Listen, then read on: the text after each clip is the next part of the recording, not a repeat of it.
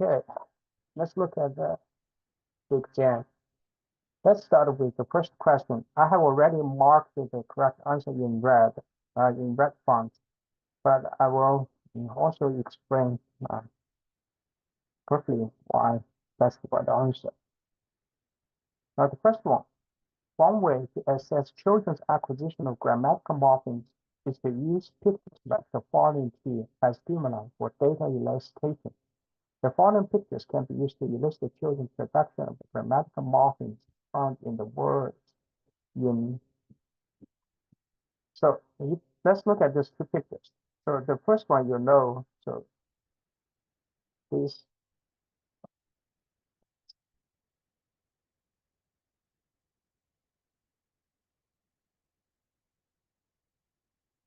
so the first picture is plural, plural.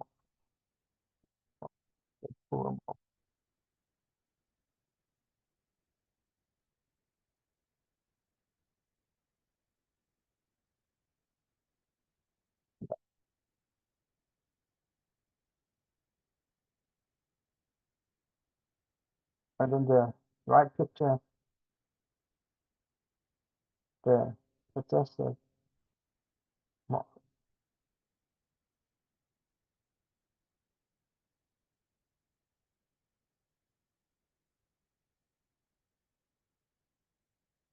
So basically, we need to find in these words that has the options A, B, C, D could include both the plural morpheme and the possessive morpheme. So here, the first one, the dear children. So you have only the plural morpheme. Plural morpheme.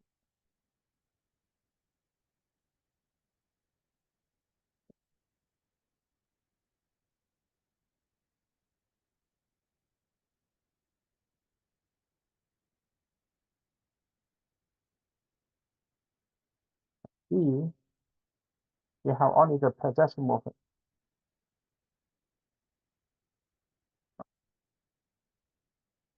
And then C, the plural morpheme.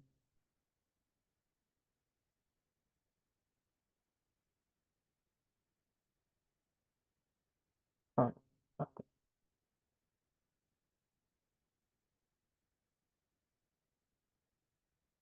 So only in D, you have the children's, you have the possessive morpheme, and then friends, you have the plural morpheme. So D is the right answer.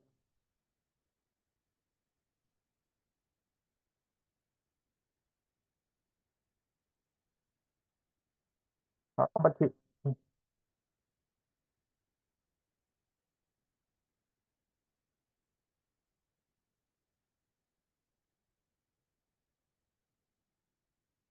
Calculation 1958 used the test items presented by the following 250 to assess the production of the plural morpheme and found that the English-speaking children had greater difficulty with the test item on the left.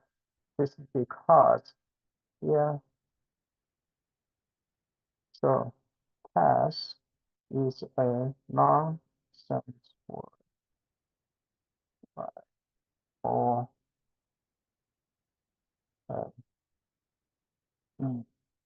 unfamiliar word for the child. Start glass is a familiar word. And,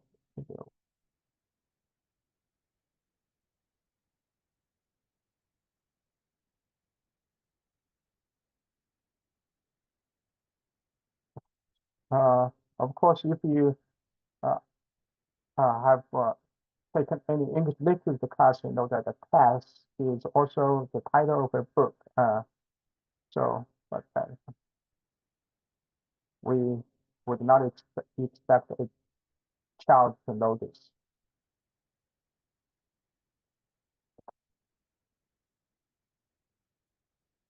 So,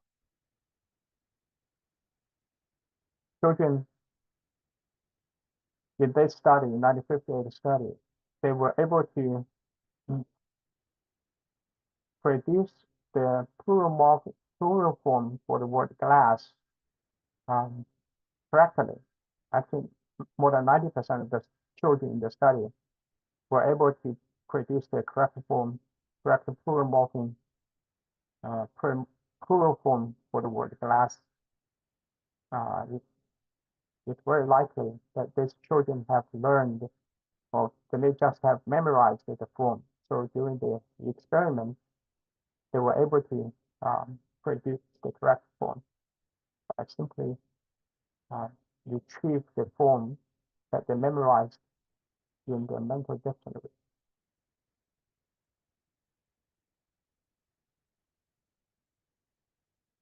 Okay, number 3. This question assesses the knowledge of omission versus commission errors. The commission errors have been found to be generally more frequent than the latter for English-speaking children. Which of the following which of the following child's utterances include an omission error of an inflexible morpheme? So first of all, we need to find an omission error.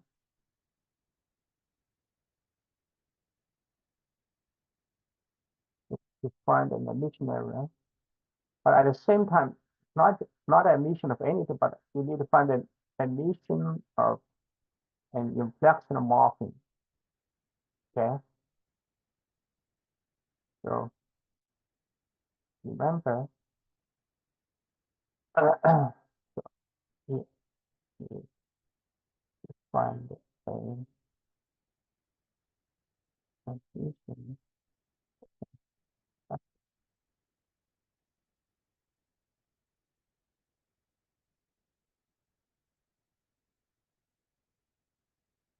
So remember the two parts found found morphemes. No, uh,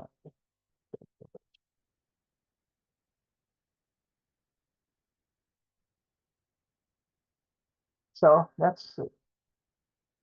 A, I climbed up daddy, and the dad said, "You did climb over daddy." So if you look at it here, uh, the child used up instead of over. So here we have a commission error.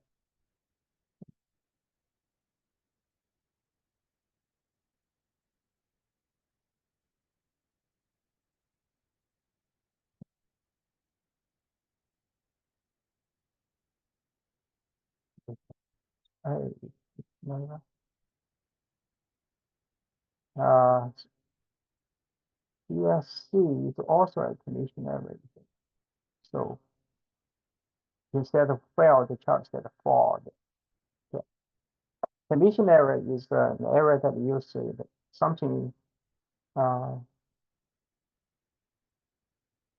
item that is not supposed to be there is used, or it's the wrong item. So in this case, instead of the irregular past tense morpheme, they used the regular, the child used the regular one. Okay, this case, the child used, instead of the preposition over, the child used the preposition up. So commission error.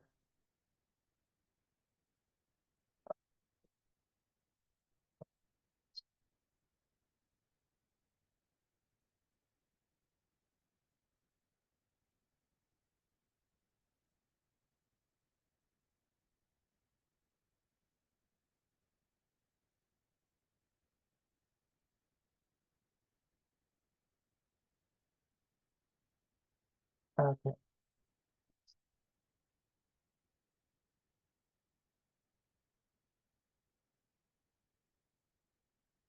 So we have just here, there's a commission area, another commission area. So this case, the child also used the commission area. Instead of just the dryer, the child used the more dryer. So in this case, the child used it.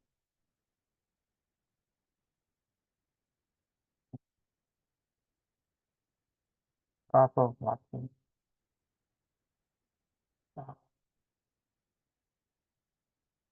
Careful.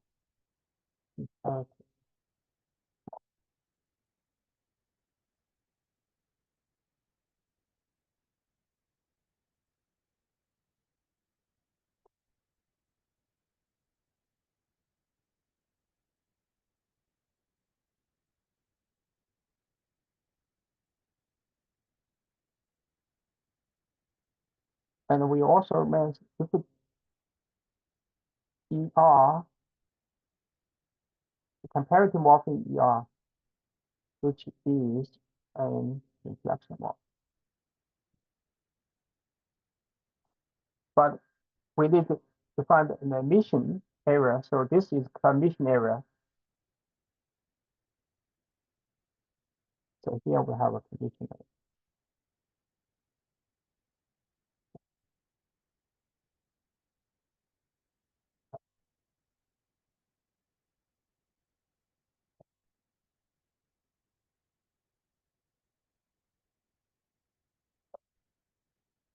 Now, only two exam B and E have emission area. So B, as you can see, B in this case, B. So if you look at the modest arguments, you are squashing the squirrel. So the squirrel is missing here. So I'm squashing. So you need an object.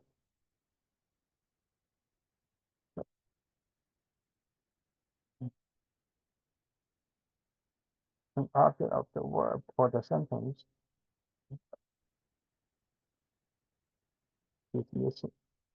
So, but something is missing here, but what is missing is not an inflection morphem, but rather here is an object of the verb. So the only thing that we have is E. So in this case, the copper to auxiliary B. So the right one, the I and going.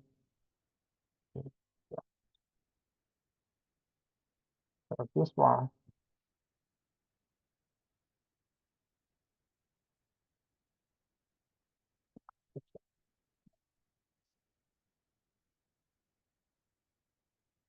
is missing.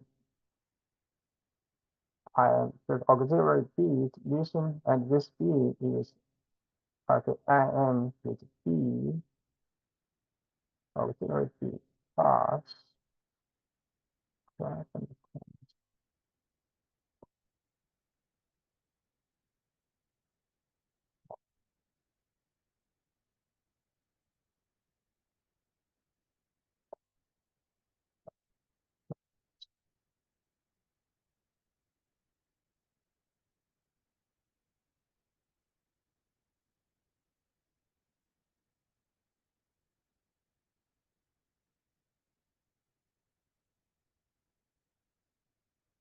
inflection.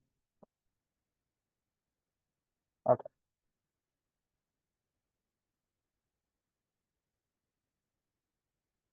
hope this is clear, makes sense.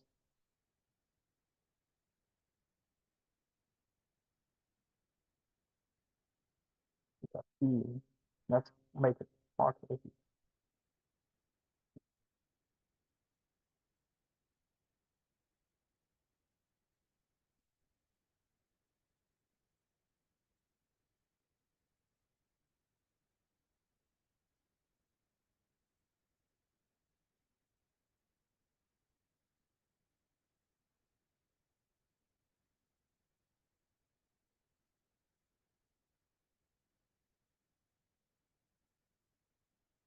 Yeah, auxiliary verb be.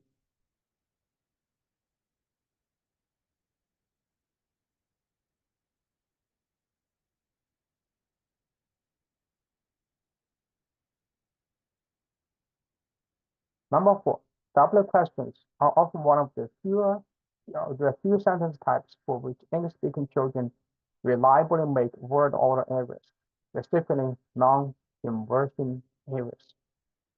Which of the following errors involve the non-inversion of the subject and the copula be? So for this example, we need to find, first of all, uh, first to find the copula verb be, and then find an error involving non-inversion of the subject and the first we have here this first step one, one,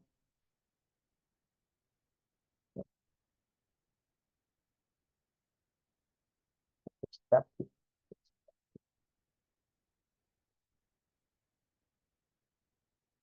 So let's first find the copula be.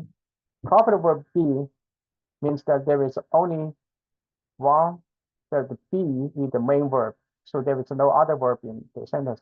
If you look at A, what they are doing over there, so you have a verb. So you have a verb here, doing, that's the main verb,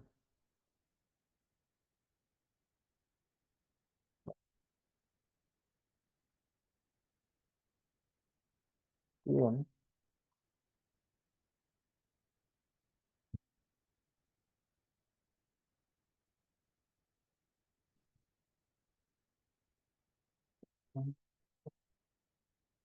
So are, so are is it,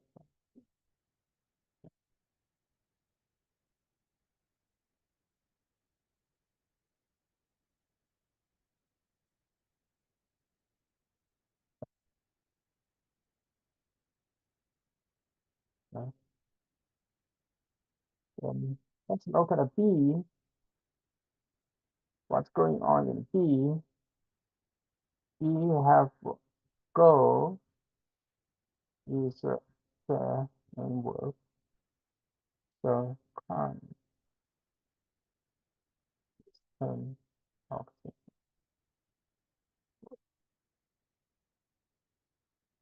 C where the big red biscuits have gone.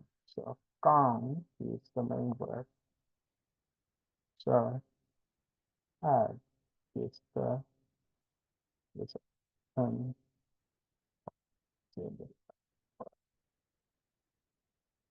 so we're only left with B. So because the first A, B, C all involve the auxiliary verb, uh,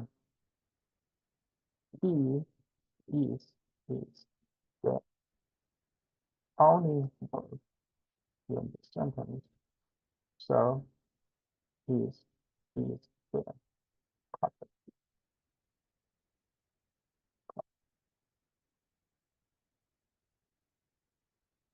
Okay. And it involves, so the sentence is not grammatical because the subject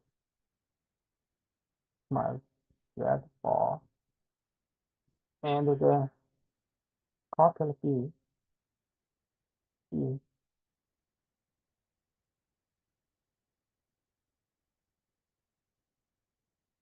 do not invert the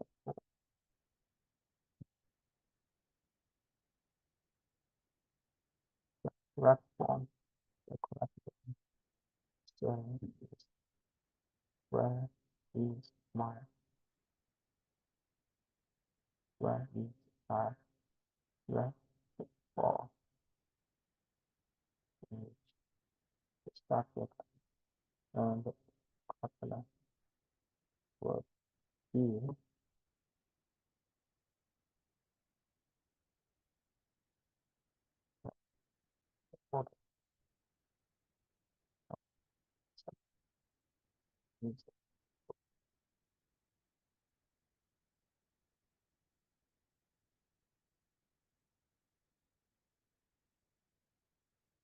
okay.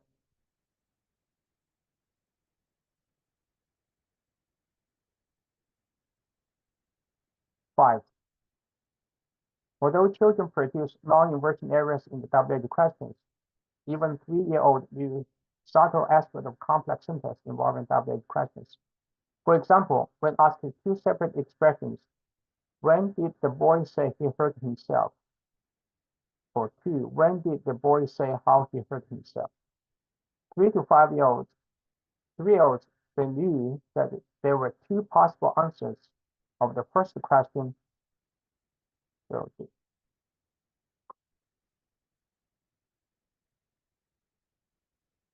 when did the boy say he hurt himself? Is ambiguous.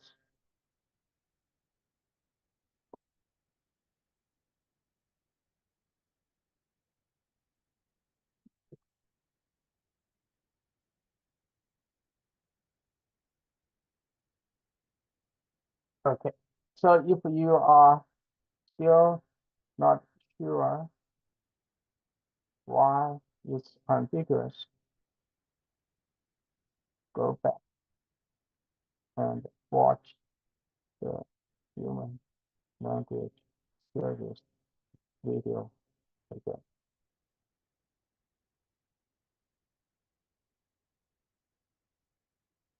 2 is not ambiguous because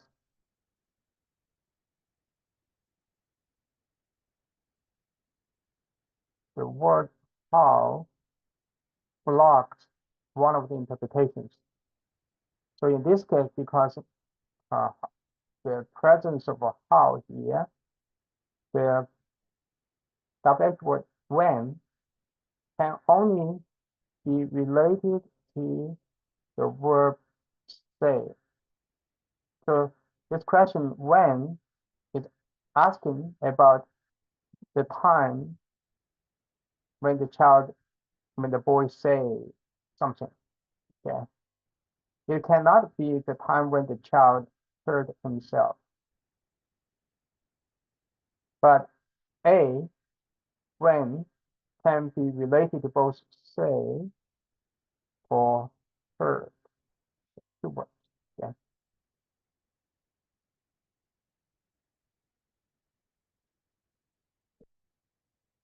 That's the ambiguity. And this kind of ambiguity, this is syntactically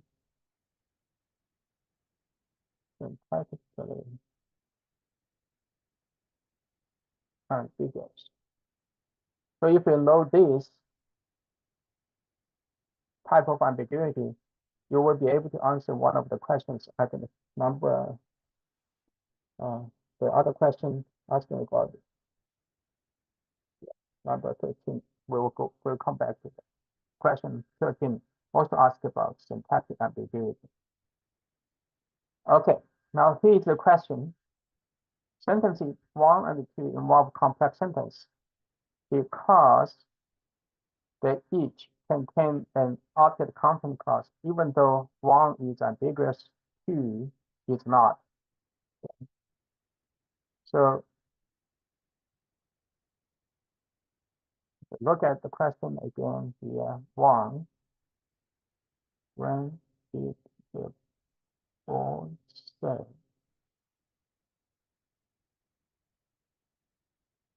He hurt himself?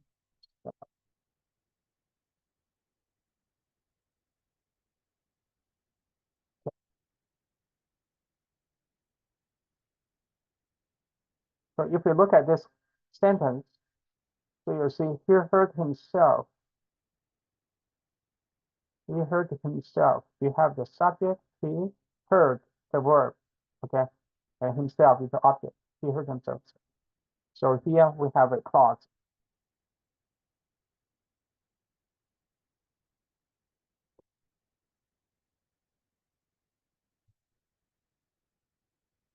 Have a clause. And then if you look at it here, before you say, okay, this part is also a clause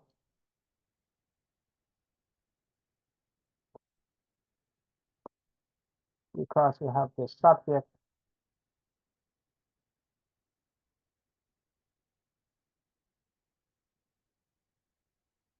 and have the word.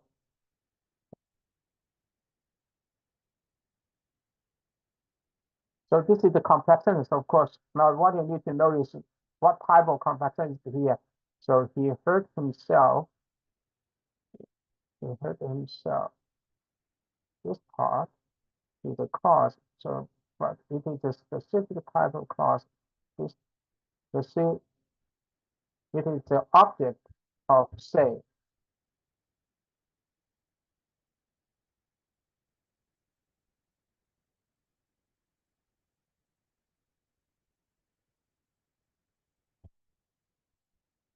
So it's an object something.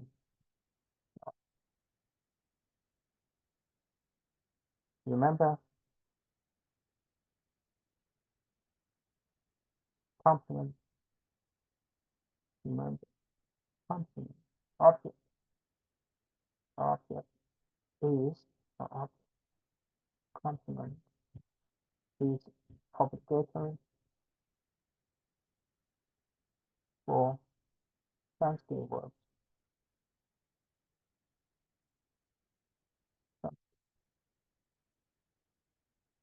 Uh,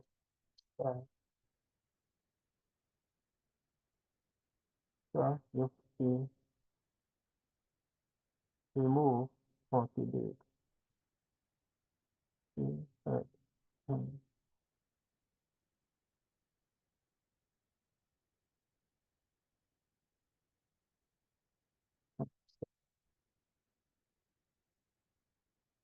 The sentence. Not.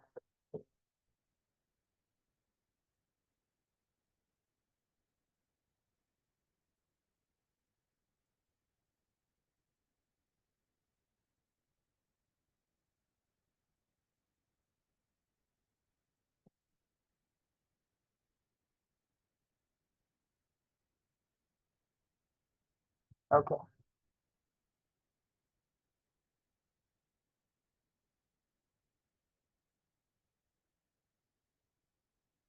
Number 6. So number 6, basically what you need to know, focus on this one. Children below MLU3 emitted more subject from long sentences than short ones, and that the high MLU children above MLU3 didn't show a sentence length effect. So if we look at it here, is that essentially what it means, children below MLU3, they showed a sentence length effect, but those children above ML3 did not show a sentence length effect when they repeat sentences involving different kinds of subjects. So let's look at the question. Suppose 4 children's MLU was calculated on the basis of 4 utterances produced. Which of the 4 children would show a sentence length effect on the emission of subjects? So based on what based on this part, we need to find the child whose MLU is below 3. Okay. So if you look at these 4 children, obviously, the only one you can find is D. So look at it here. So here you have so me fall down you have three morphemes.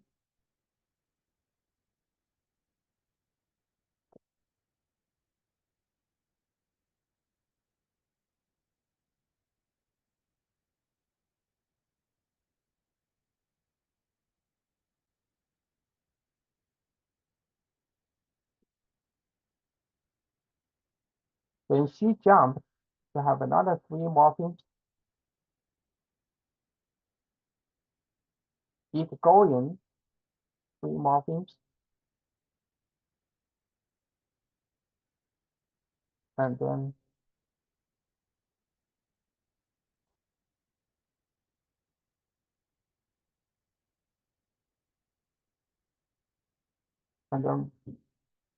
want water, two morphemes.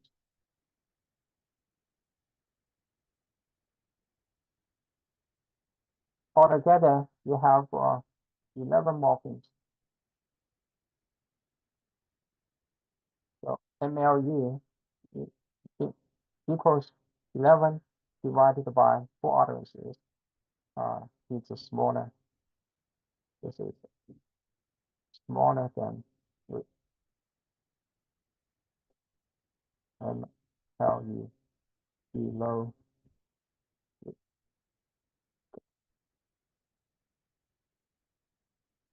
For other children, if you just think about it, you can try other children. They all have MLU above 3, larger than 3. So look at here, you have 3 morphemes. 1, 2, 3, 4, 5, 6 morphemes. And 1, 2, 3, 4, 5. 1, 2, 3, 4. So if you add them up, you have 3 plus 4 plus 6 plus 5. You have altogether 18 morphemes. The MLE equals 18 divided by 4. So more than 3, larger than 3. The same thing, you can try other examples.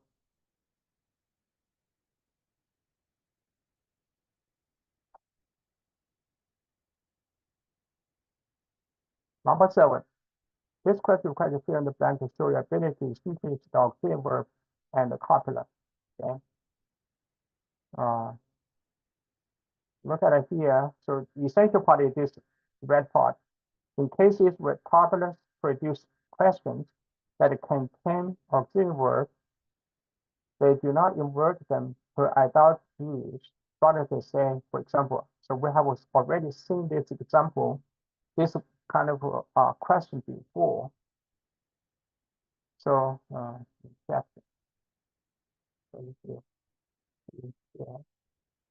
So we already seen number of questions 4 already talked about this.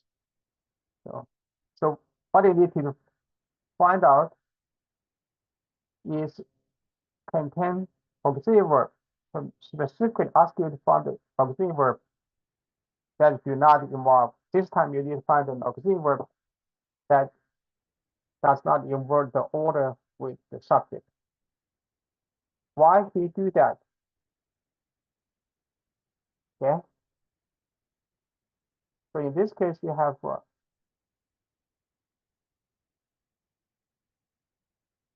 here the auxiliary verb is missing. So A doesn't fit the description.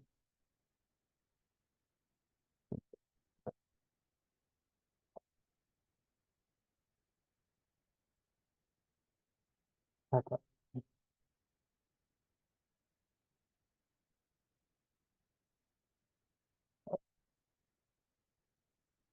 How about B? B, what is daddy doing? So correct, the auxiliary verb is there,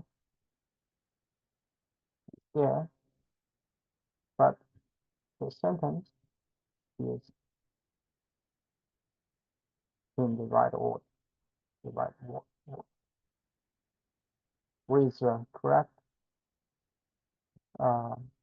subject auxiliary verb in verb. C. You are eating. So in this time, the child only used the intonation to mark it as a question. And here are is an auxiliary word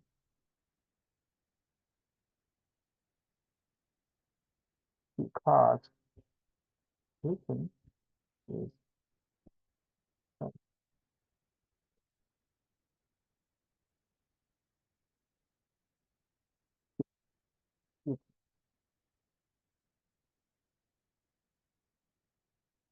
no inversion.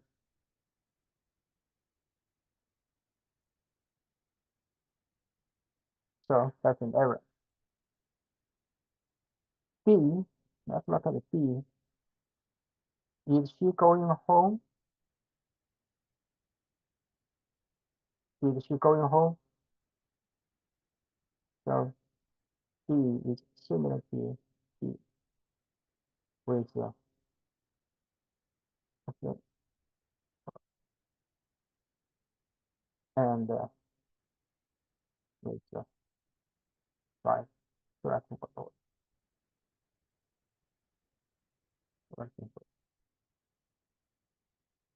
E, the last one, where no inversion,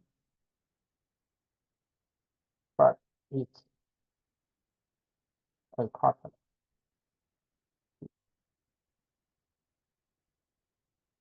So we have seen number E before. So the only answer, right answer is C.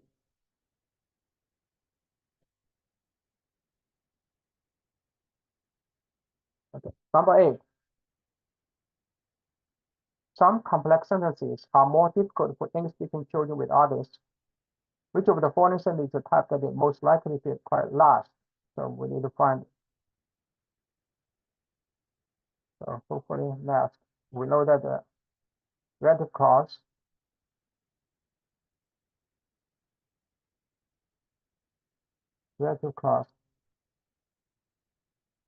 is the last type. Required.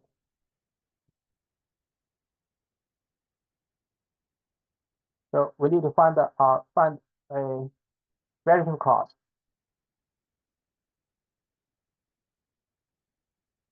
A.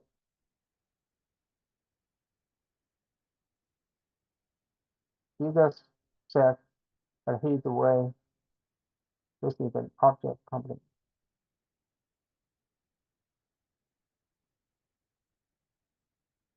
This part.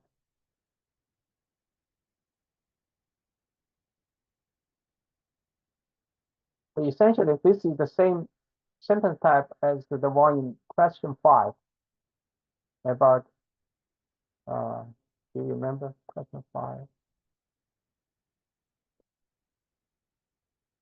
The syntactic ambiguity question.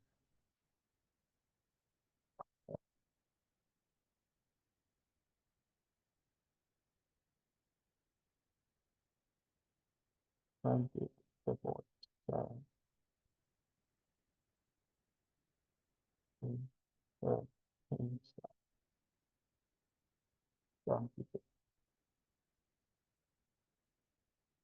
object complement clause. E.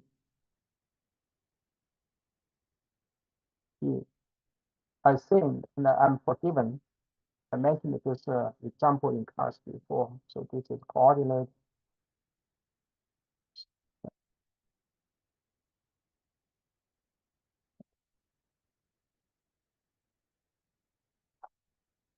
C is a sentence with a relative clause.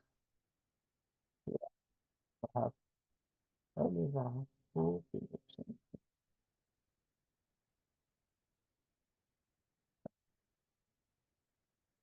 So you can say anyone will also do the works he does. So if you remove this part, the sentence still sounds good. Okay, so this part is like an adjective. So adjective is optional, but it modifies uh, the noun. In this case, anyone more than a subject. So it is an adjectival clause or called relative clause. In fact, there's another relative clause. What good work he does. So this is also a relative clause. So in this sentence, there are two relative clauses.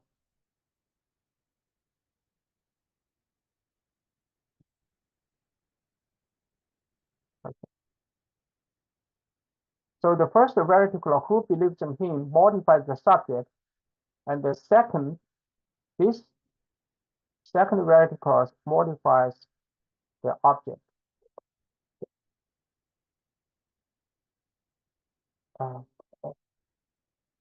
And this object, actually, this relative clause, you can say object relative clause. We have an object here.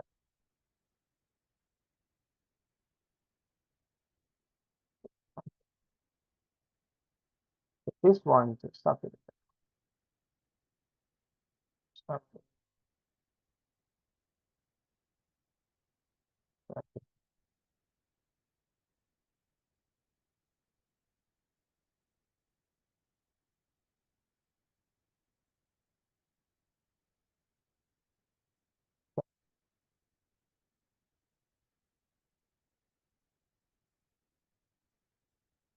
B, another coordinate sentence.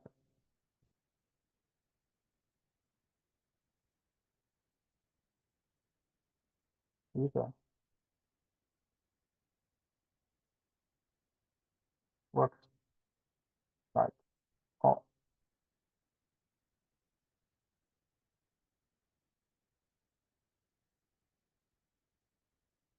Then E, the last one, do not be anxious about anything. This is a simple sentence.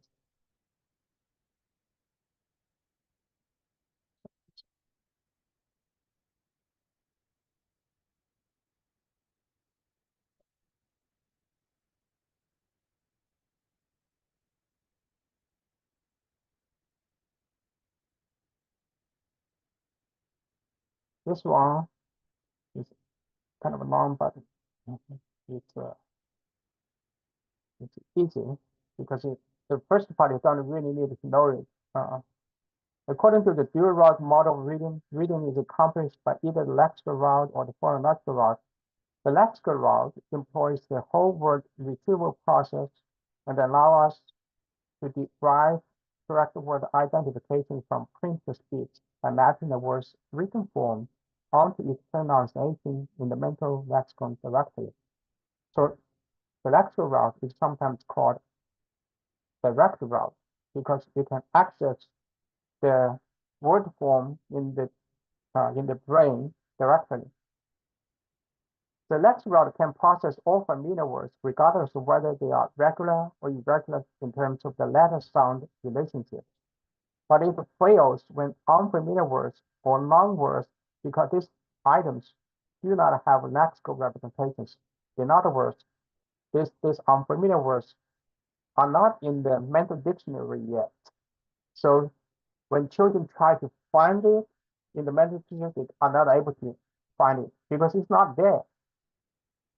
So the phonological route requires them to decode items using a set of grapheme phoneme correspondence rules and allow us to sound out words by breaking down the word's structure into smaller sound units and putting them together.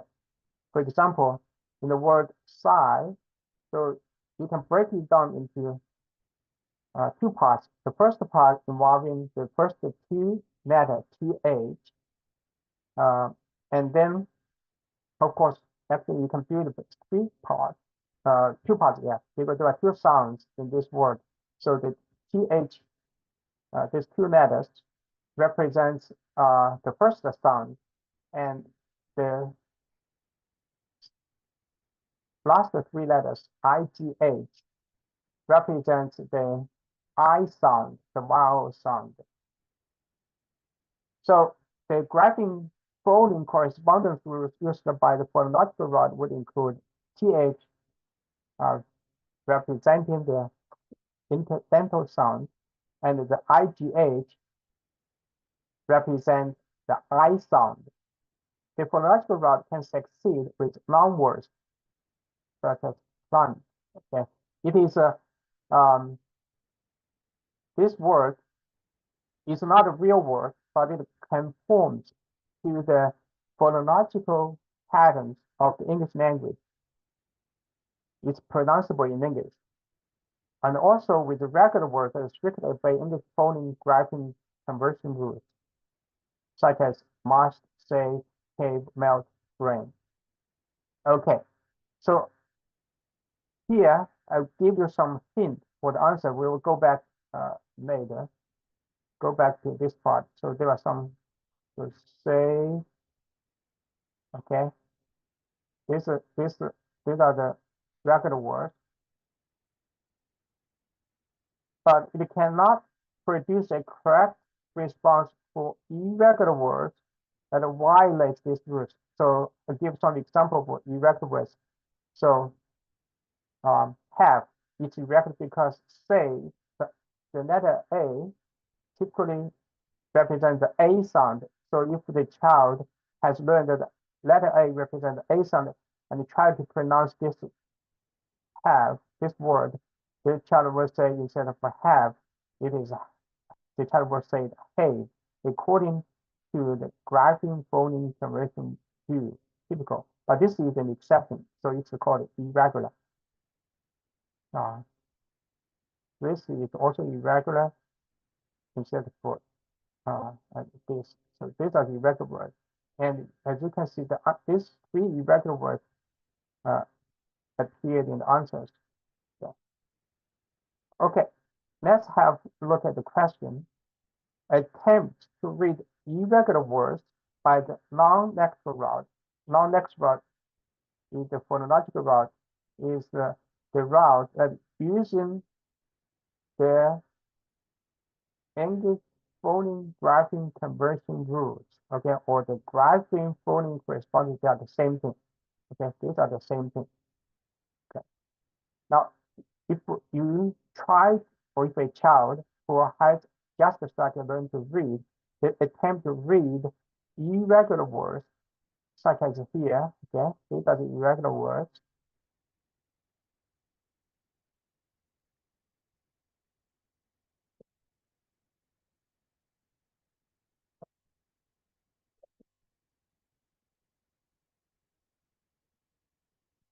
They will result in regularization errors, such as the following. Okay. That's to say, regularization means they will make the irregular regular. So when they say have the word have, instead of have, they will say hey. This word pin, pant, instead of pint, they will say pin. Okay. And this word yacht, they will say yacht, like a match, yacht, they will say. Okay. So these are all the regularization areas. Because these are all irregular words that are mentioned in the question. So D is not the right is the right answer. D, hold is not a irregular word.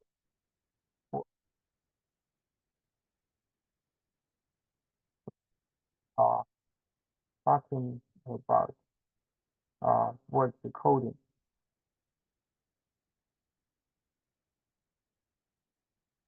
Okay. It is an irregular verb when we are talking about past tense form.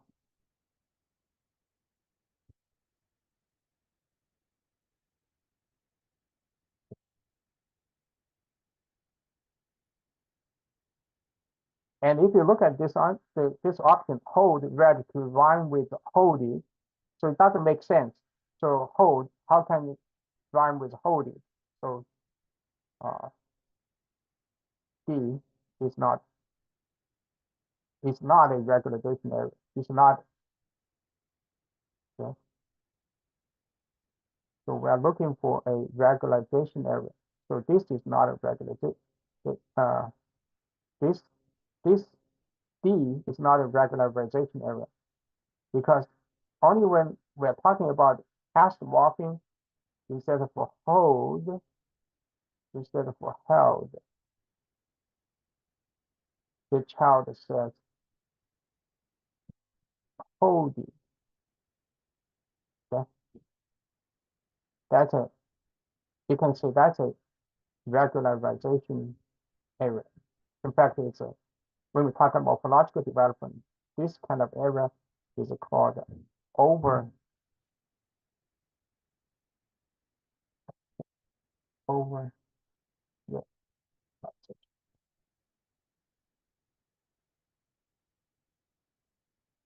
Okay, let's move on. Okay, this question uh,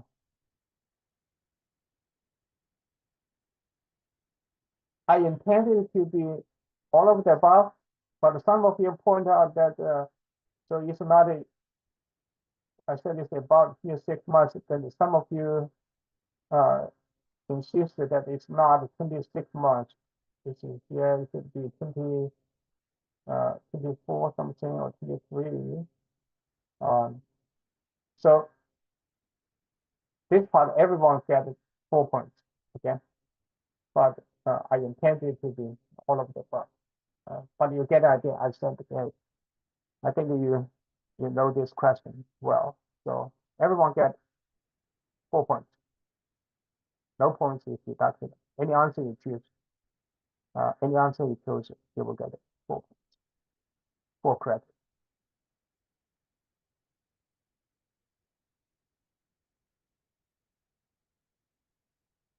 11. Which of the following child ever contains a commission error? So we need a commission error. Commission error is lying a sin of a commission. So this is a no error. Sorry.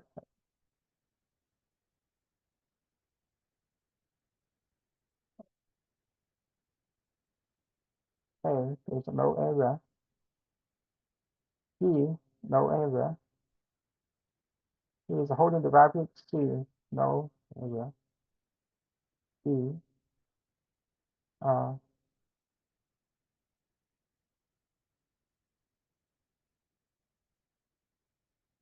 the child should have used it, but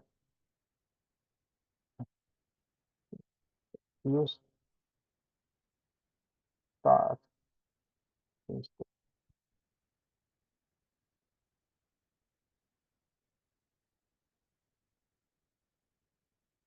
So it's a condition error.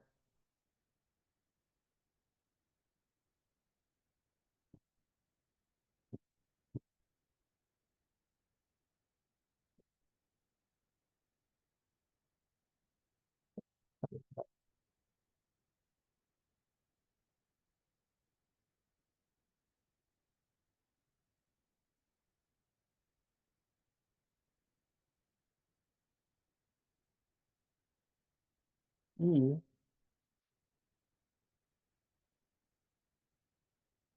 no.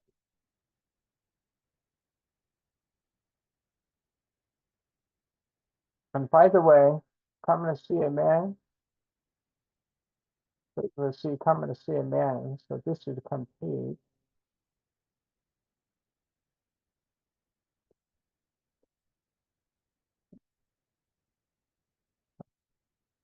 But who told me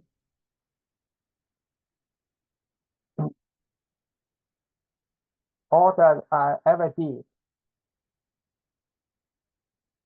So you have a relative clause. In fact, you have two relative clauses. Told me all. So you have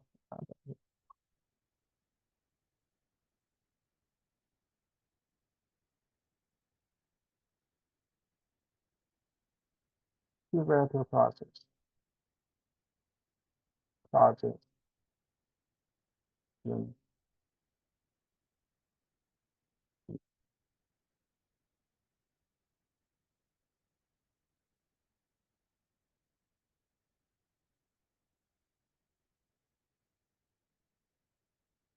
so the figure one, the figure relative clause. Two, two, three, all that I ever did.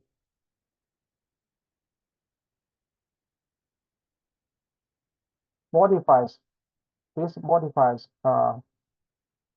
the object and okay?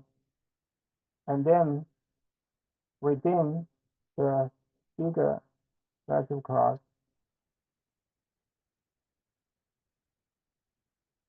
that I ever did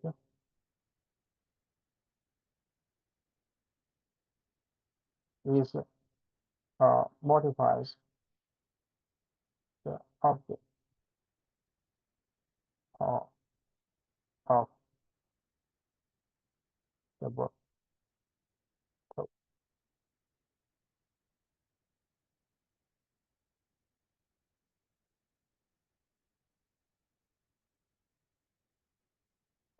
relative clause in English is very, very frequent everywhere.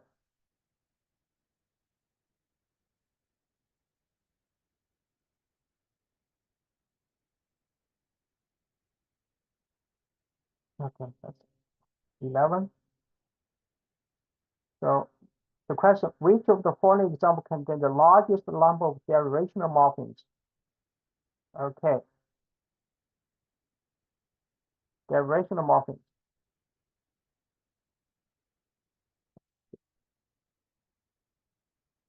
Derivational morpheme, the word derivational is from the word derive.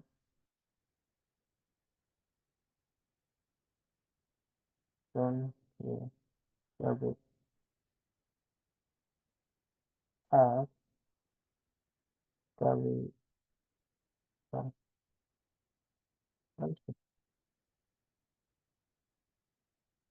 Become derivation, derive plus aviation, aviation plus derivation, then plus AL, derivational. So you have two derivation morphemes. Derive is this is the free morpheme, right? Okay. Then you have two bound morpheme, Asian versus AL, so you have derivation. So you have two derivational morphemes. So in this case, you have two derivational morphemes.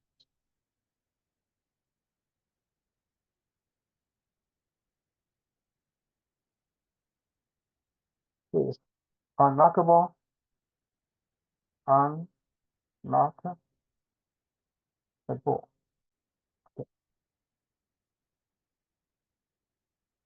Again, two derivational morphemes.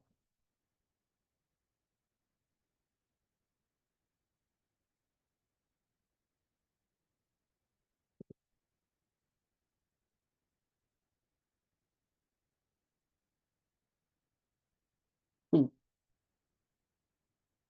maybe, I don't know whether you recognize this word or not. This word is said to be the longest word in English, but I don't know. So you can try to prove it is not by creating a word that is longer than this one. Okay. So you may have recognize some derivation of anti. So first to find out the word establish, you see the word establish, okay? Then establishment, establishment.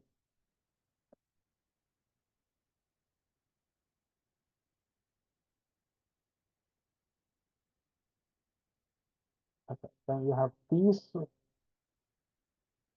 established.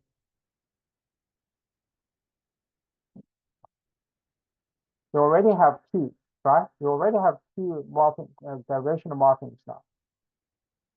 Then you have these established. Uh, um, three. Then you have A, N, you have B. So certainly, so this one, not including the first one, you even have another one at the beginning, anti. So how many do you have? How many derivation of them? 1, 2, 3, 4, 5, 6. So you have 6 derivational morphemes. So B is the correct answer.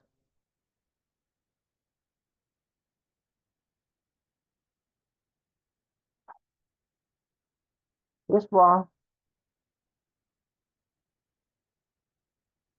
we need to find. So here's the question. All of the following sentences involve syntactic ambiguity except. So syntactic ambiguity is also called structural ambiguity.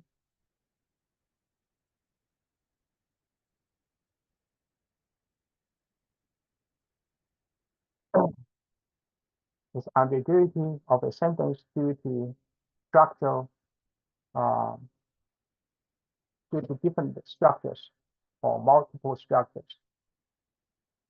At least two structures, and these two structures are associated with two different meanings. So that's called the structural ambiguity or syntactic ambiguity. So all these sentences A, B, C, D, they are ambiguous. They have they have more than one meaning. And let's look at it. But 3 of them have syntactic ambiguity, and 1 of them have lexical ambiguity. This one's lexical.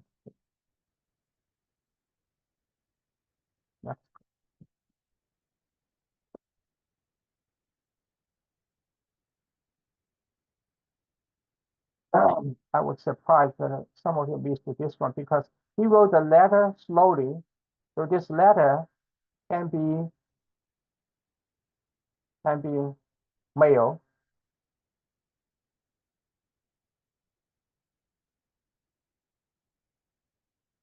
or it can be alphabet.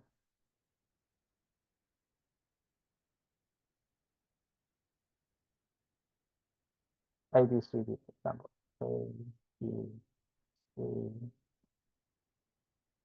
D. Okay. So this sentence C is ambiguous because the word, the lexical item letter has more than one meaning. So this sentence contains lexical ambiguity, not structural ambiguity. Let's look at the other sentence in case you are interested in why the other 3 sentences have syntactic ambiguity. So first of all, the sentence, the daughter of the actress who he loves has received harsh criticism. So here we have a, a relative clause.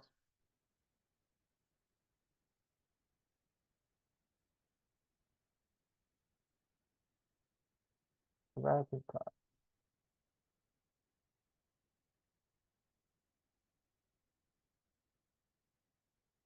Remember, a relative clause modifies a noun, right? So in this case, it can modify the actress, okay? In this case, he loves the actress. But this relative clause can also modify the daughter. So in this case, it means that he loves the daughter. So A can mean he loves either the daughter or he loves the actress. Okay. So that's the two different interpretations. Let's look at B. Put the frog on the napkin in the box. It has two meanings. One meaning is you put the frog, so the frog is on the napkin, and now you put the frog in the box. Okay. First, you put the frog, the, the, the frog on the napkin, and then you put that frog on the napkin in the box. That's one interpretation. Okay. The other interpretation is that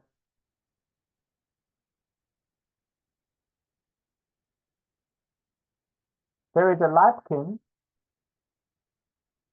in the box. Okay. There is a napkin in the box. And you put the frog on the napkin. I hope this makes sense. Okay.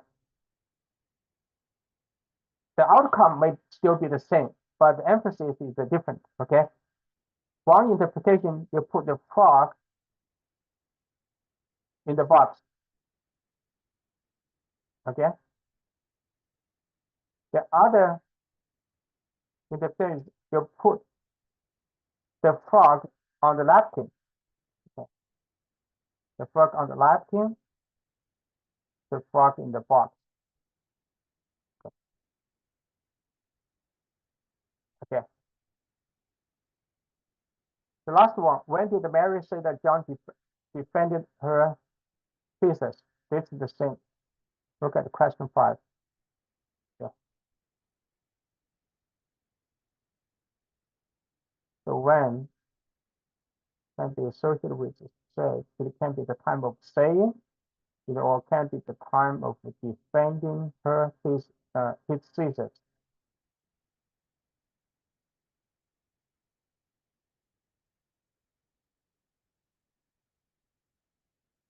Yeah.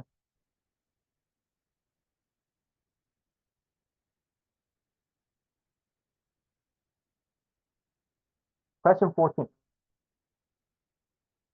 So this study, 1997 study, found that about 50% of 4-5-year-olds can type out the number of syllables in the multisyllabic word. So type out the number of syllables. So that shows awareness of syllables, syllable awareness. Yeah. By contrast, I found no 4-year-olds and only 70% of 5-year-olds were able to type out the number of phonemes in words. So here, if they can type out numbers of phonemes in the word, it shows that they have awareness of the phonemes. And if you look at the numbers, so the 50% of 4 to 5 years, but here no 4-year-olds, only 17%.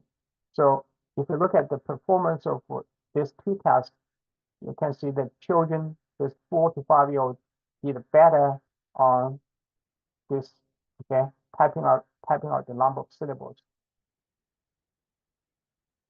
So this is easier.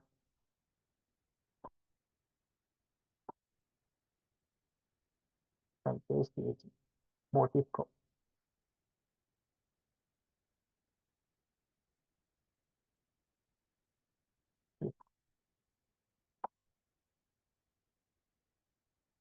And as we mentioned in class, the larger the linguistic units, the either the phonological awareness task may be, and it is easier. And so first, early,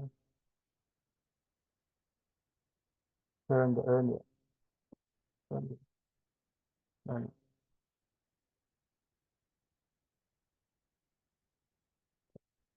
More difficult, late, late acquisition.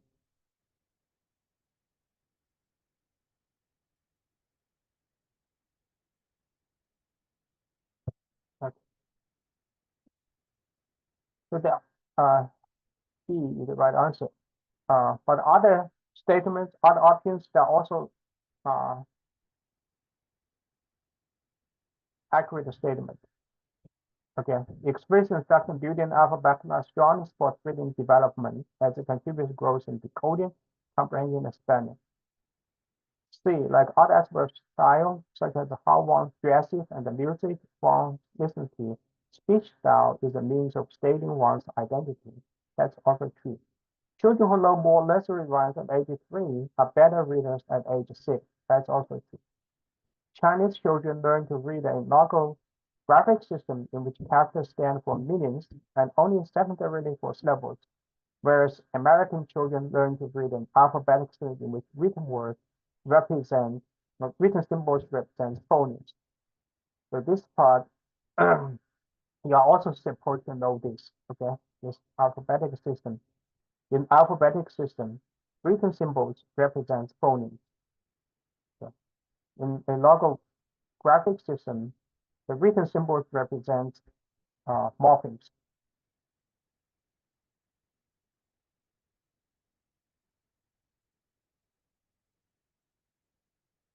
This one, 15. So this study found that 22 to 42 months of children from different socioeconomic status groups didn't differ in the diversity of simple sentences. So we're looking at the simple sentences that contain all required arguments that of the verb and follow the correct word order. The results are best summarized in figure, in which of this figure. So this is very easy. Unfortunately, some of you missed this question. So since it's, since we're look we're looking for simple sentences, okay? So this part only mentions simple sentences. So we just need to find a figure that has simple sentences mentioned. Okay. So here, there's a number of simple sentence types. Okay. And here, this one's a complex sentence type. Here, this is kind of vocabulary, gesture, and the TTVT, this is vocabulary. So index of productive syntax. So this is a syntax measure. Yeah. So nothing about simple sentences. And here, this part talk about reading comprehension. Okay. And of course, this is the only thing. Okay. Because if you look at it here, first we can look at simple sentence, then the other thing you can look 22 to 42 years old. Okay. To 22 to 42 months. Okay. So here you have 20 to 42. So that's 5. So here you have 22 to 42, but this is not a simple sentence, it's a complex sentence.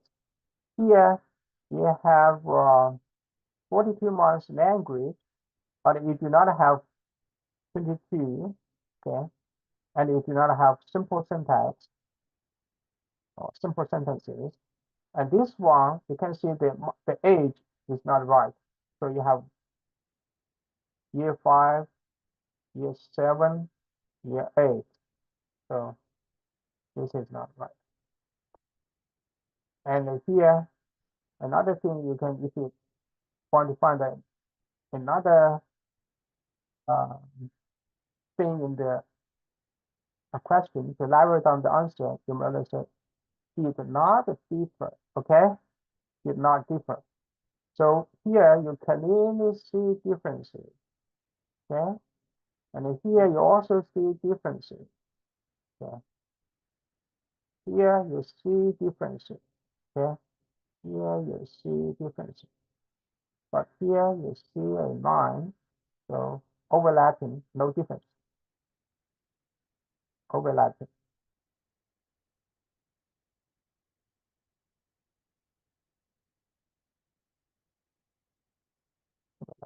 No difference. Did not differ. So the answer is A. Right, so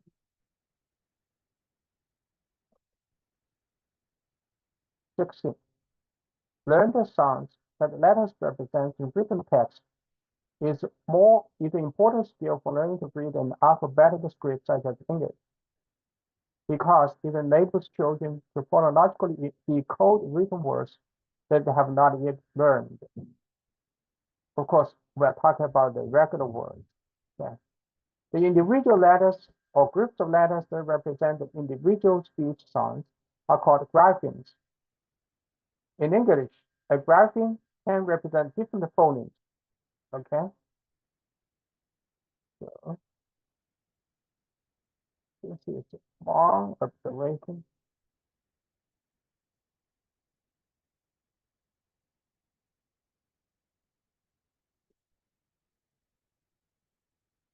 For one statement. And okay, the same phoneme can be represented by different phonemes. This is a separate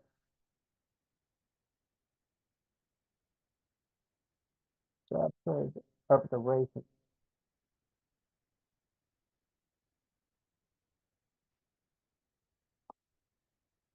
So now all of the phoneme statements except, how do you pay attention to them?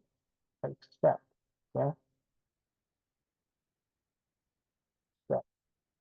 Illustrate the observation that the phoneme can be represented by different graphemes.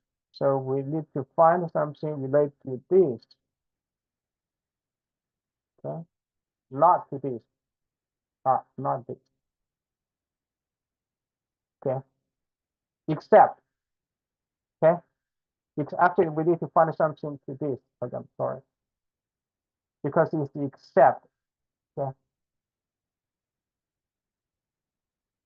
except all of the following statements except illustrate the observation that. So we need to find. Let me say this way.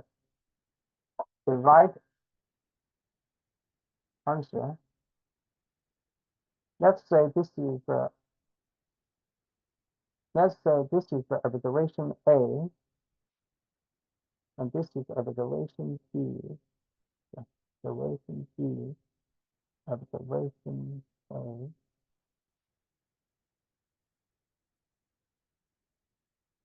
So the right answer is point to observation A because of except something, except the word except. Okay.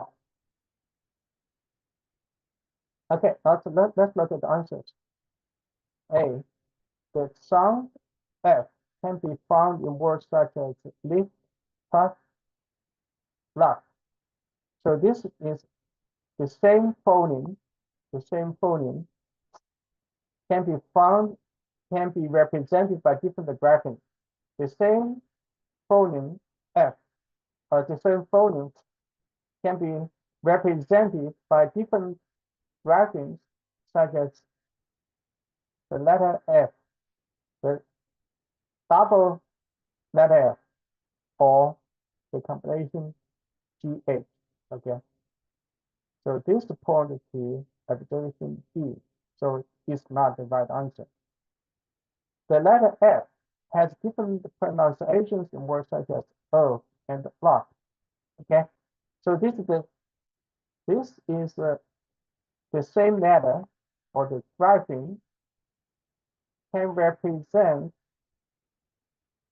okay, different sounds, different phonemes. Okay, a grapheme F can represent different phonemes. So this is the grapheme F, or the letter F can represent the sound, final sounding off, and this sounding lock. Okay, so this statement forms the observation A. The word lead and mid. So here this have the same pronunciation, means that the same phoneme is represented by either EE or EA by different letter combinations. So this also points to observation B. Here, rhyme with each other. In fact, when rhyme means that the sounds are the same sound, right? Okay.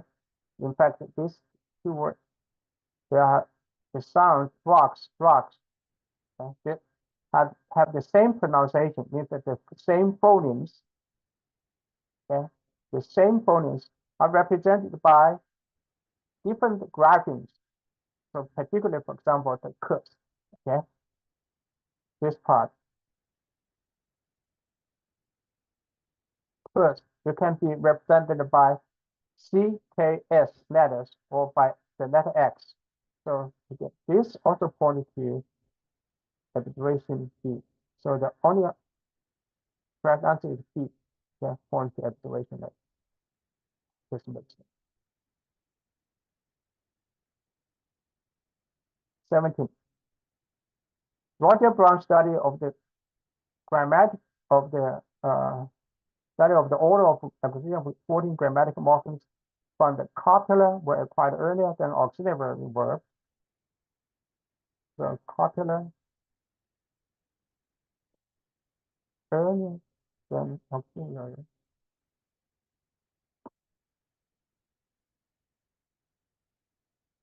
And then the contractible, uncontractible was okay. Uncontractible.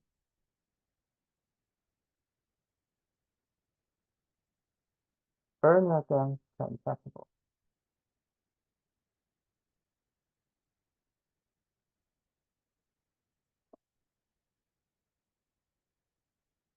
So if we combine them, so the uncontractable copula to the first should be the first. Okay. So we need to find the uncontractable copula because they're acquired earlier than the others. Okay, so we need to find this one, uncontractable. Let's look at this. Who is wearing your hat? So because we have a verb wear, so A, so this is the auxiliary verb.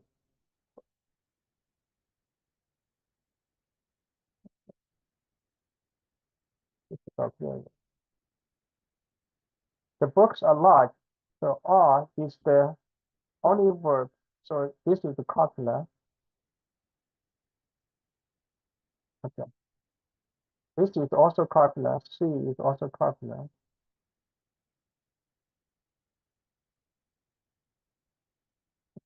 Also copula. There is a book on the table, which is also copula. Because there is no other verb in the sentence. So now we need to find the A. So this one already removed, so it's not one.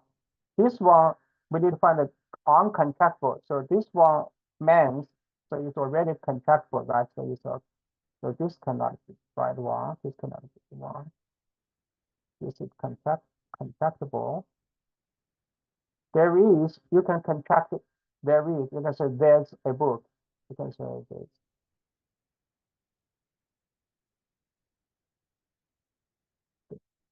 Okay.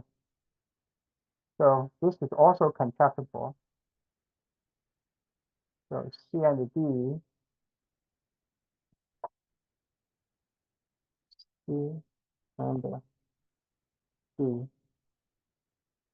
contain contractible coupling.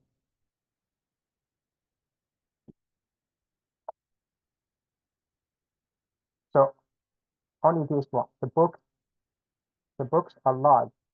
So here this R is the uncontractible coupling.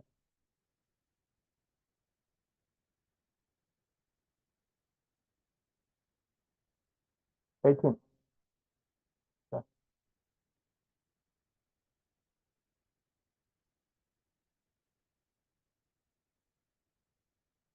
18 is called for the logical awareness. Basically, we're talking about typical for the logical awareness task. Okay. Actually, my intended answer is C. Yeah. Um, but I forgot that if this. So of course, C is still the typical phonological awareness because it's called the ramen task. Okay. Other tasks, of course, if it is in spoken form, you can still assess the phonological awareness, but they are more morphological awareness tasks. So, for example, we're talking about tell me whether mouse comes from the word mother. So, because here is testing the derivational morpheme er in words like a teach plus r. Okay, I have teacher.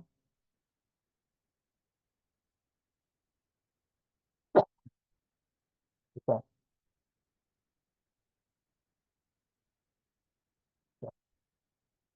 And so this one to see whether children they would know that the er can only be attached to a verb, in fact.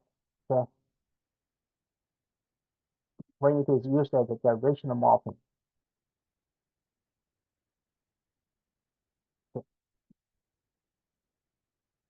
B, tell me which endings goes with luck to make lucky. So in this case, you need to add. So in English, you typically you you can in this case you can only add, of course, y to make that lucky. Okay, so this is just luck plus this y is lucky.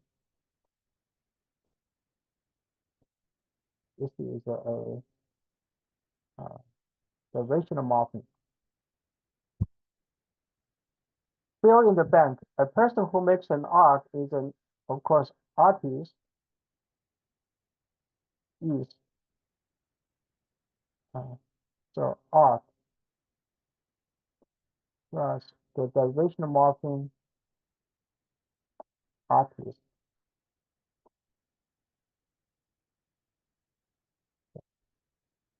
The other three,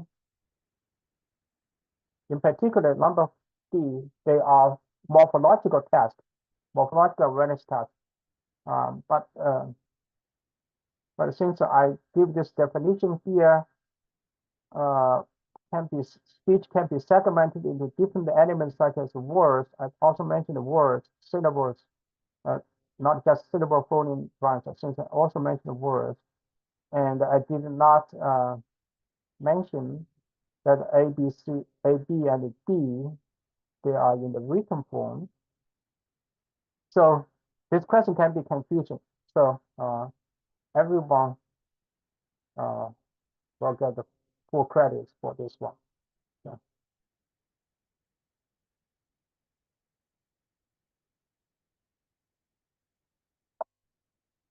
Everyone. That's good.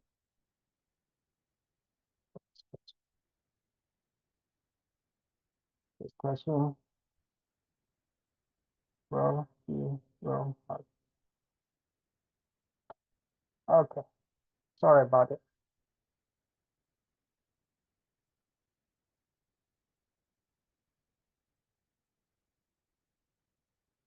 This question I think it's a very easy. This is from also the practice again, so I would not spend much time with. So the answer is A, because if you look at it here, there's a fourth grader who score as a proficient or better by race and the family income. Okay, so here this shows the relationship between athlete background or race and reading levels or reading performance. And income here is a measure of socioeconomic status. So this first part shows the effect or the relationship between race and reading performance.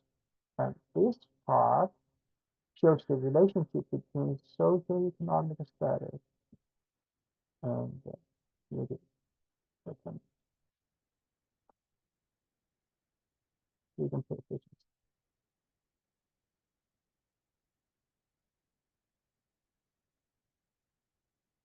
So only A is the right answer. Um, but the other statements, they are all true statements. Okay, the association between early shared reading and the children's later academic achievement was stronger among low and middle socioeconomic status groups compared to the high SES. So this is the result from one study we mentioned in class. C, there was a significant effect of socioeconomics on everyday and curriculum-related vocabulary, long word reading, and reading comprehension during the transition from primary to secondary school. In fact, it is a high school. So this is the result from another study that we did not mention in class. The last one, not only does socioeconomic status contribute to literacy level, but once literacy level can influence the socioeconomic status, they will hold throughout their lives. So you can see socioeconomic status and the literacy, the relationship between them is bidirectional. Okay. So as I mentioned in class, I hope that you will assign yourself a mission to not only help children's literacy or language abilities, but also try to help them with their financial situation. Okay? Help them to do better financially, not only linguistically, because financial financials and linguistics or language development are closely related to each other.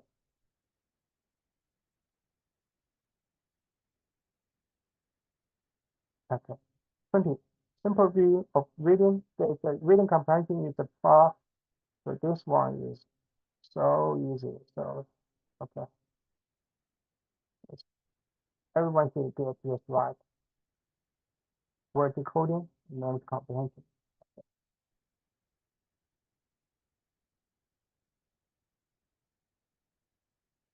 Okay. So this one, treating so children's word decoding skills. Researchers often ask children to read regular, irregular, nonsense words. So we have already for the regular, irregular, nonsense words, we have already mentioned in a previous question, right? Okay. Which of the following words would be considered irregular words in word decoding task? Okay, let's look at it. Yeah.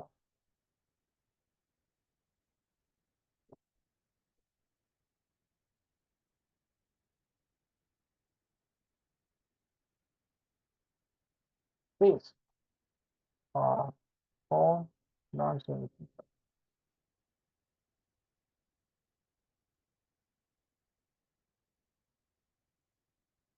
because you know that they are not in your mental dictionary. You don't have those words in your brain. Probably these are the first time you saw them. Okay. Hint, lint, lint, hint, tick, tick, hint, fish. Okay. So these are all this particular the vowel sound in fact, the other parts of consonants as well, that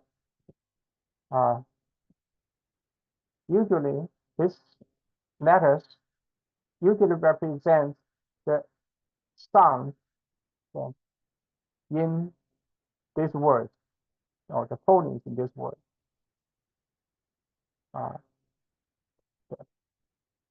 These are called irregular because, for example, the sound, this letter O typically represents which sound? O, like go, right? That's typical. But here, this sound is not typical. This sound is R sound. Okay. And EA, we know that it typically represents the E sound, like in lead, the E sound. Okay. But here in this one, this sweat is not E sound, it's this sound. Okay. And so this letter A, letter A equally represents the S sound in apple, or the A, typically, actually, I'm sorry, typically the A as in cake, A sound is cake. But here it is a wand, so the arms, so this is not the A sound. So all these are irregular in terms of irregular in terms of sound matter relation or clapping,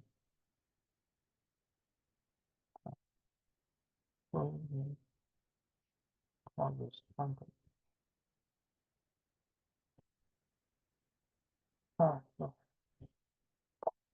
okay. The last group, the last group, eat, go, get. For these are all irregular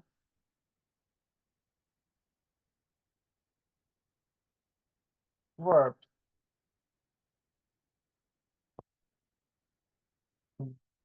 Irregular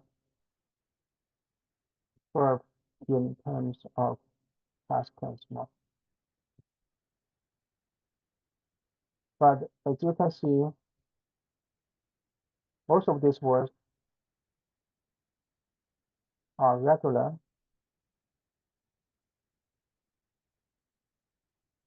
words in terms of Latin phoneme.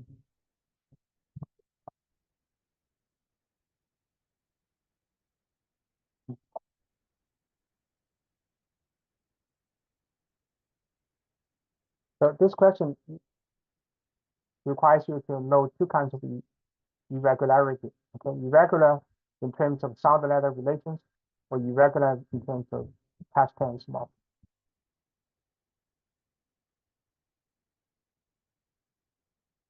Okay, we're going to close. So this question, I'm not going to spend much because we talked about this in class, but not just in different form. And this question is also in the readings. It's exactly the same question in the reading. The only thing that this part is added. So okay, this is not relevant. Okay. So you only need to differentiate these two parts. Okay.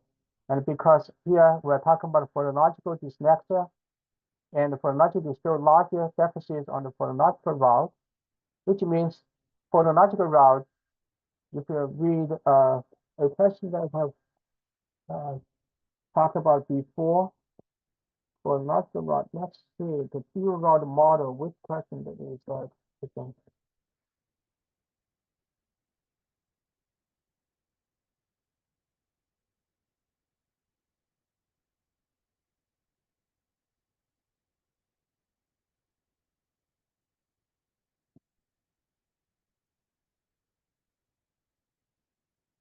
Okay, number question. Go back to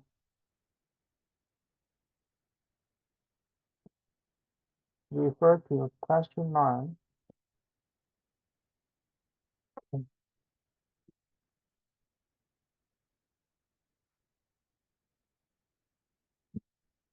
Okay, it's not for discussion of the two uh, of the two routes. Two routes of word reading.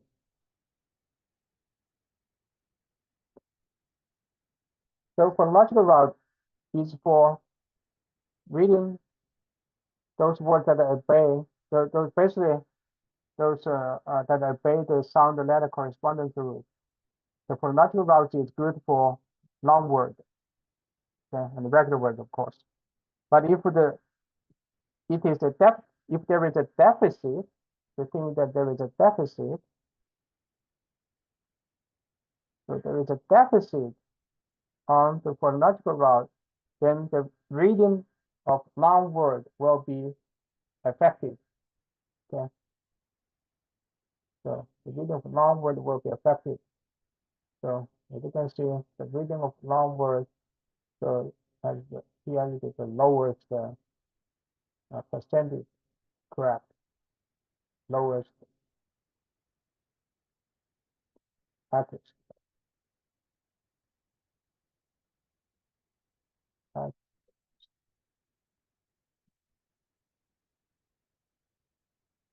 So it's easy to choose these.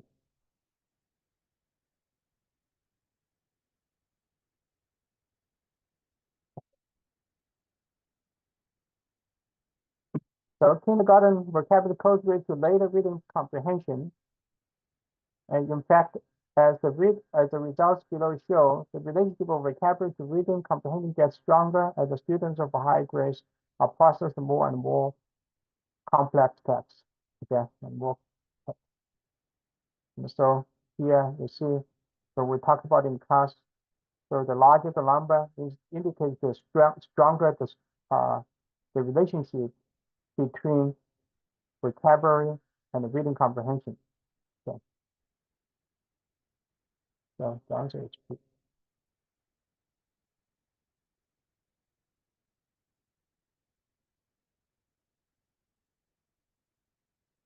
This one, everyone should get this right. So unfortunately, so here you can see the high oral language in kindergarten, low oral language in kindergarten.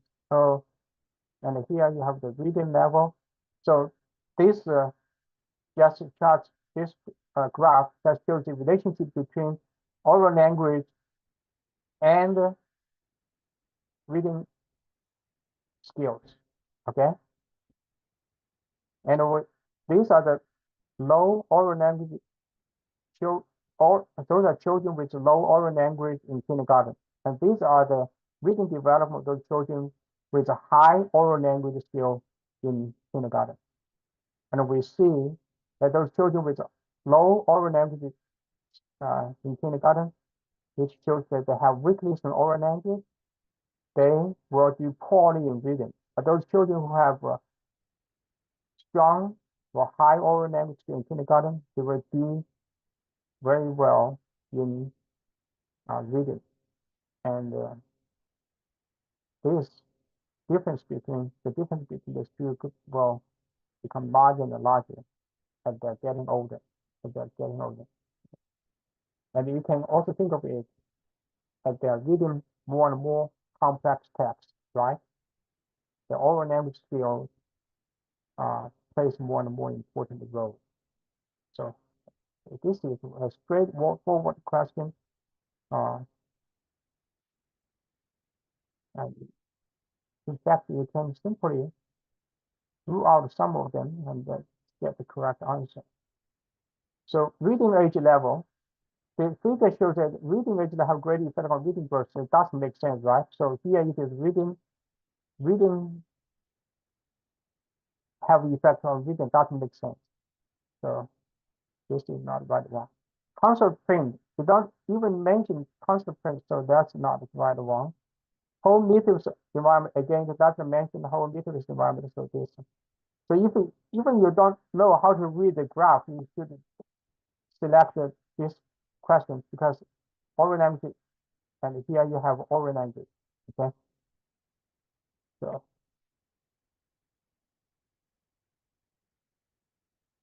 okay. The last one, the present progressive morpheme found in which of these is the first to be acquired out of the 14 grammatical morphemes studied by Roger Brown? Okay, let's look at it. So the first of all, it is the progressive morpheme. At the same time, it is the should be the present tense. Okay, present means present tense.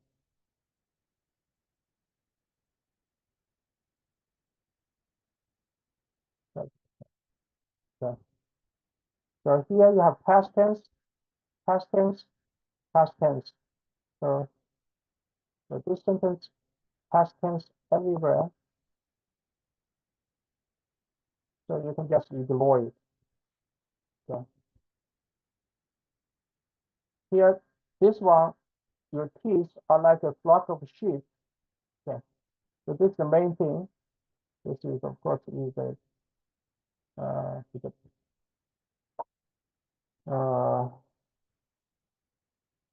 like statement. It's a metaphor. Your teeth are like a flock of sheep. Okay. Now, this part is have ing, and here coming up from the watching, you also have ing. Okay. But these two, they are not present progressive. Okay. Present progressive, when it is a progressive morpheme, you always have the be plus verb plus ing. Okay. Here coming up from the washing, coming up. So there is no verb, okay? No verb be, no auxiliary be here.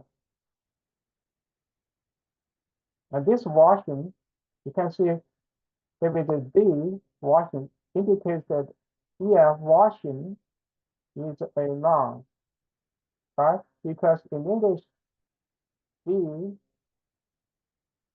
plus noun. Since you have be before washing, suggests that washing here, it is a noun. It is not a progressive. Okay. This coming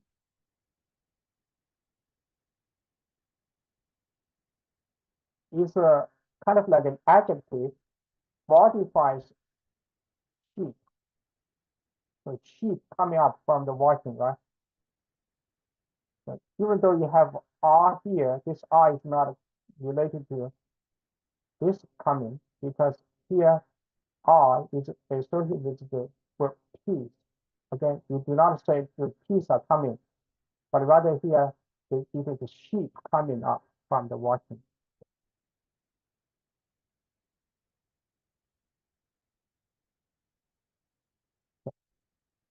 Let's look at it. See, I became, so you can have past tense,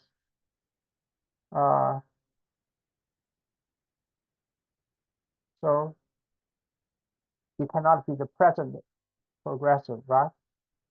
And also you see that there is a the laughing stock, okay, laughing stock. So suggesting that here, of course, this laughing comes before the verb stock. So it is an adjective.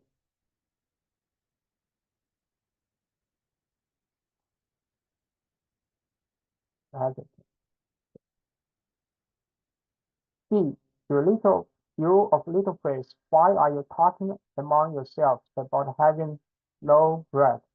So here are talking. So you have the present tense, then you have the ing. So this is the present progressive. And here you also have having, this is ing form, but it's not a practical. This is it, follows the preposition. So this in English, what follows the preposition is typically a noun, right? So this part is also a noun in future, in nature.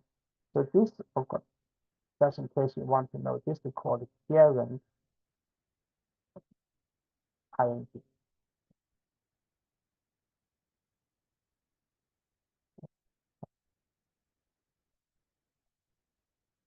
The last sentence, the fishermen were, again, you have past tense,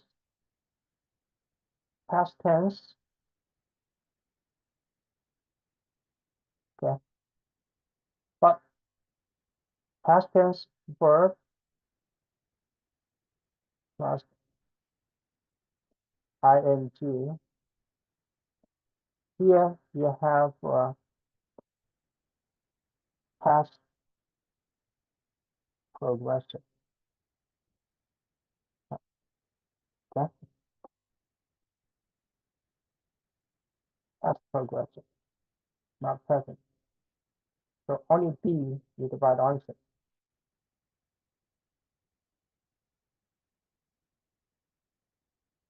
Okay, I hope this helps. Please let me know if you have any specific question about my explanation, and also if you have still have question about these questions, let me know so we can talk about it. I want to make sure that you know this material. Thank you for watching.